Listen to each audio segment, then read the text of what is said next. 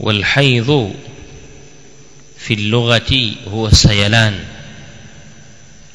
na hedhi kwa lugha ya Kiarabu ina maana as-sayalan, ni ule miminiko, ni ile hali ya kutiririka na kumiminika, as-sayalan kwa lugha ya Kiarabu.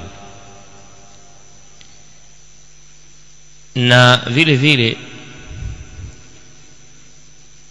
kwa istilahi al-haidhi inakuja ni damu almar'ati, damu ya mwanamke, ambayo damu hiyo yakhruju min qublatin, inayotoka sehemu ya mbele ya mwanamke. Wa biman tahammala, na inatoka kwa yule mwanamke ambaye ni mjamzito, biwaqtin makhsusin, kwa wakati maalum. Kwa hiyo hedhi ni damu ambayo yamilu ila sud, inaelekea kwenye rangi ya wekundu. Wala hurihun kariha, ina harufu mbaya.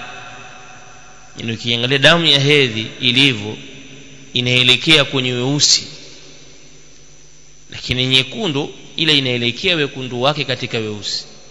Halafu vile vile ni damu ambayo ina harufu mbaya, inayotoka katika sehemu ya mbele ya mwanamke, maana yake kwenye utupu wake wa mbele. Na hizi kaidi zote zina maana zake, na kwa lengo la kukisafisha kizazi cha mwanamke, kwa yule ambaye ghairu mutahammil, ambaye sio mjamzito, yamtoka. Lakini pia wabiman tahammal, na kwa yule ambaye mwanamke pia mjamzito, inatoka kwake damu hiyo. Hilo ni jambo la kwanza katika kuelezea maana ya haidh. Na al-haidh thabata fi al-Qur'ani hukma, Qur'ani imethibitisha kuhusiana haidh. Allah subhanahu wa ta'ala aliposema wayasalunaka 'anil mahidh, na wanakuulizia Muhammad kuhusiana na sehemu inapotoka hedhi. Bimaana hedhi yenyewe wanakuulizia, qul huwa adha, Allah kasema sema waambie kwamba ule ni uchafu. Fa'tazilu nisaa fil mahidh, jitengeni na wanawake msiwaingilie kipindi cha hedhi. Anawaambia Waislamu jitengeni na wanawake, manake msiwaingilie kipindi wanapokuwa na hedhi, msiwaingilie. Lakini kutokuwaingilia na kuambiwa kwamba ni udhia, ni uchafu, haina maana huwezi ukalala naye pembeni, huwezi ukamgusa, haina maana hiyo. Kama walivyokuwa na tafsiri Mayahudi, mwanamke ambaye aliyekuwa ni mwenye hedhi walikuwa hawalali naye, hawamgusi. Bali sio hivyo tu, kutokumgusa, yani kulala na yeye pia hawalali naye, bali kumgusa tu pia walikuwa hawamgusi, na kufanya naye mambo mengine ya kimuashara walikuwa hawasogeleani.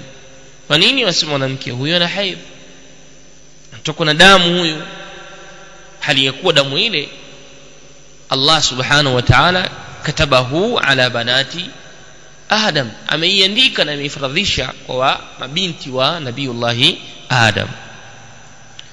Kwa hiyo imethibiti katika Qur'an na aya zingine pia, lakini pia katika sunna, kama huu mlango utakavyokuja hapo utazitaja kadhia za hedhi mbalimbali. Lakini pia vile vile kuhusiana na hedhi pana masala inayoitwa qadruha. Kiwango cha hedhi ni kipi? Yani kiwango chake. Wanasema ahlul ilmi ya kwamba al-haidh la hadda laha fi aqalliha, yani hedhi haina kiwango cha udogo wake au cha uchache wake. Yani hedhi haina kiwango cha kufikia kusema kwamba kwa kiwango hichi ndiyo hedhi, kwa kiwango hichi hii ni hedhi. Hapana, hakuna. bali duf'atan wahid, yani ile tone moja tu inaitwa hedhi.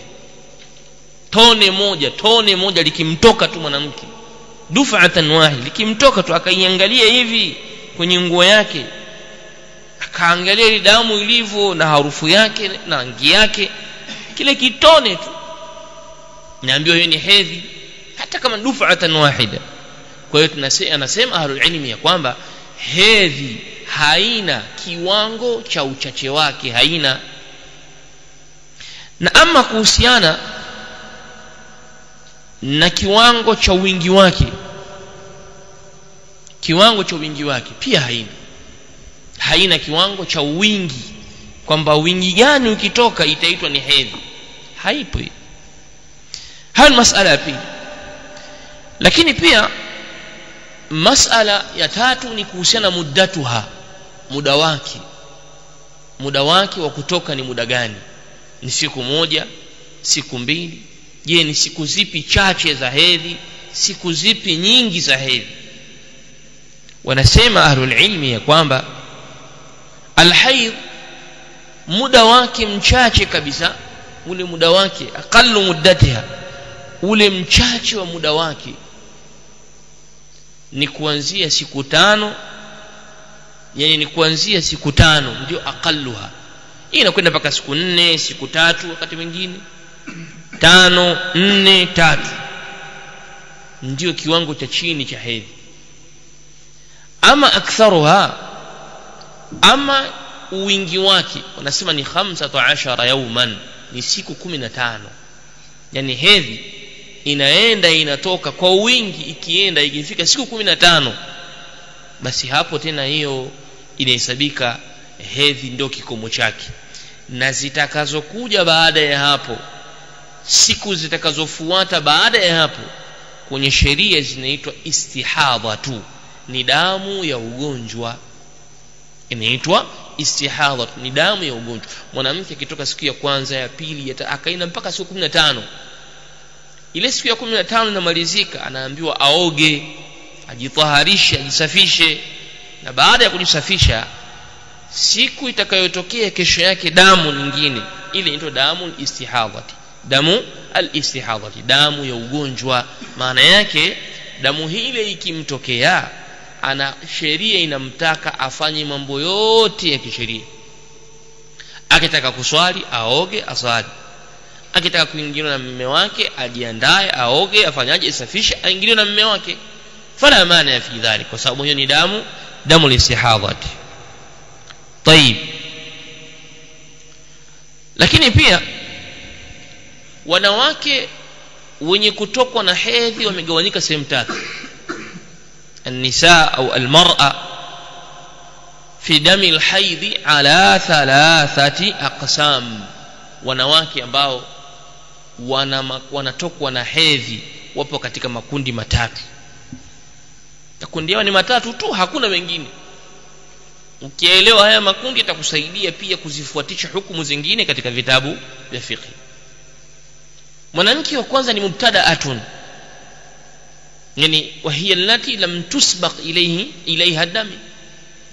Mwanamke wa kwanza ni mwanamke anayeanza, yani yule bismillah, ndo sasa tunasema kwamba huyu anaanza kutokwa na hedhi, hajawahi kutanguliwa na hedhi huko nyuma kutokwa, aitwa mubtada'atun. Kuanzia miaka kama vile madhhabi Imam Shafi miaka 9, kama vile alivyotaja Imam Shafi wanawake wa Yemen miaka 9 amewakuta wanatokwa na hedhi. Miaka 9, mtoto miaka 9 anatokwa na hedhi wa kike. Imam Shafi amewakuta wanawake wa Kiyamani binti wa miaka 9 ameshanatokwa na hedhi. Kwa hiyo ni kiwango cha chini kwa kiwango, kwa kauli ya Imam Shafi. Kile unaanza wengine miaka 11, 12 na vinginevyo. Kwa hiyo kuna mwanamke ambaye ni mubtada'atun, anaanza kutoka na hedhi. Huyu naye kisheria pia ana maelezo yake kuhusiana na muda anaoweza kukaa na hedhi, kwa ule mwanzo wake tu. Hawezi kulingana na mwanamke wa pili na watatu, na kundi la pili na la tatu hawalingani kwenye muda. Yule anayeanza kutoka na hedhi ndo bismillah, basi idadi yake ya utokaji wa hedhi, yale masiku yale yanatofautiana na kundi la pili na la tatu. Kundi la pili ni mwanamke anayeitwa mu'tada. Al-mu'tada yani mwanamke yule ambaye laha adatuha yaumi, yani huyo ndio yule mwanamke mwenye ada yake ya kila siku, mwenye mazoea yake ya kutokwa kila siku. Sasa yani yeye ashajiwekea, ashajua kwamba mimi hedhi yangu siku 5, hedhi yangu siku 6, hedhi yangu siku 4. Mu'tada huyu naye, huyu mwanamke huyu naye kwenye sheria vipengele vyake vinatofautiana na wa mwanzo. Kwa hiyo naye kukuwa na masiku yake, ana idadi yake, basi vile vile hukumu zake zitatofautiana na ule wa mwanzo. Mubtada'atun. Kundi la tatu na la mwisho katika wanawake wanaotokwa na hedhi ni hamilatun, ni mwanamke mjamzito. Mwanamke mjamzito huyu, mwanamke huyu wanasema ya kwamba ahlul ilmi, mwanamke mwenye ujauzito wa miezi 6, yani mwanamke mwenye ujauzito wa miezi 6, hedhi ikimtoka yajlis 20 yauma. Kitokwa na hedhi mwanamke ambaye ujauzito wake umeshafika miezi 6, wanasema akitokwa na hedhi baada hiyo miezi 6 tu pale hedhi kaanza kumtoka, basi ataambiwa, kwa sababu hizi siku zote hizi alikuwa anatekeleza ibada, anafanya ibada zake za kawaida, tunaswali. Ikitokea hedhi sasa katika mwezi huu wa 6, wanasema yajlisu 20 yauman, huyu atakaa siku 20, hafanyi ibada yote, atakaa 20 yauman, atakaa siku 20. Na vile vile mwanamke ambaye damu yake itatoka kwenye miezi 7, yani ule mwezi wa 7 tu damu yake ndio ikaanza kutoka,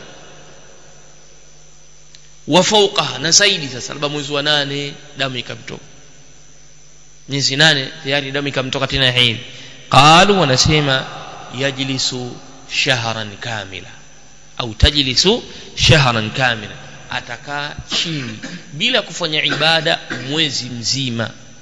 Tajlisu shahran kamila, atakaa mwezi mzima bila kufanya ibada. Huu ni upande wa hedhi na sehemu zake ndogo zinazofungamana na hedhi. Hayo ni makundi matatu. Kwa hiyo atakayesomeshwa, atakayemsoma wote unamuingiza kwenye hayo makundi, imma ni mubtada'atun, imma ni mu'tadatun, imma ni hamila. Sasa kitabu al-haid yaliyoandikwa kuhusiana na hedhi, kitabu al-haid yaliyoandikwa kuhusiana na hedhi mwanamke, damu ile tunayozungumza, babul amri bin nufasa'i idha nufisna. Mlango kataja babul amri bin nufasa. Upo mlango haupo? Tayeb, mlango huu unazungumzia kuhusiana na mwanamke anayetokwa na nifasi. Na nifasi siku zake nyingi sana ni 60 yauman, ni siku 60. Mwanamke ambaye atokwa na nifasi, na nifasi ni damu ambayo huwa tanafusu rahimi lilwaladi, ni kile kizazi kupumua kutokwa na hewa kwa ajili ya mtoto, kwa kuangalia mtoto kwenye kizazi, ndio an-nifas huwa tanafusu rahimi lilwaladi.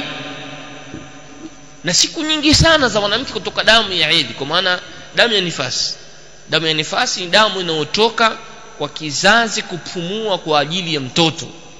Kwa imma inaweza katokea kabla na imma inaweza katokea baada. Imma inaweza katokea kabla ya kujifungua na imma inaweza katokea baada ya kujifungua, damu ile ikatoka, itakuwa inaitwa nifasi. Damu hii masiku yake mengi ya kukaa ni siku 60, na siku chache za kukaa damu hii ni siku 15. Nifasi, damu ya uzazi, unaita damu ya uzazi, masiku yake mengi ya kukaa inakaa siku 60, toka siku 60 kwa mfululizo. Lakini pia inaweza ikakaa au kwa kiwango chake cha chini kabisa ni siku 15. Na kumalizia kwenye hiki kipengele kwamba nifasi na hedhi zote zinaungana kwenye ahkamun, hukumu zake zote zinaungana. Yani yale yanayompasa mwenye hedhi kuyafanya na asiyafanye ndiyo hayo yanamuhusu aliye na nifasi mwanamke, ayafanye au asiyafanye. Kwa hiyo ahkamu za nifasi na ahkamu za hedhi zote ni grupu moja, hazitofautiani. Sawasawa itakuwa talfiq na sawasawa itakuwa kwenye at-tuhuri na ima itakuwa taqti'. Yani mathalan kwenye masala talfiq au at-taqti' mathalan, mwenye hedhi na nifasi kwenye taqti' ni vile vile. Yani mathalan mwanamke ambaye anatoka na hedhi leo, kesho hana hedhi, anaambiwa jitaharishe, sitoki na hedhi, jitaharishe kwenye ibada. Ajitaharisha, anafanya ibada. Kesho kutwa damu inarudi tena, na usiswali sababu damu yake ni taqti' na katika. Cha msingi tu aenda na hesabu vile vile. Leo imetoka ya kwanza, kesho haijatoka, tayari jana moja, leo hisi hesabu.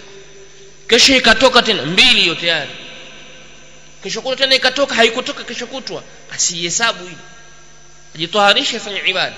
Ikatoka tena hivyo muda wake wa kuhesabu ni siku 15 vile. Kwa hiyo jamii hii hali ya kutoka hivi kwenye nifasi nayo iko hivyo kama ilivyokuwa kwenye nini, kwenye hedhi.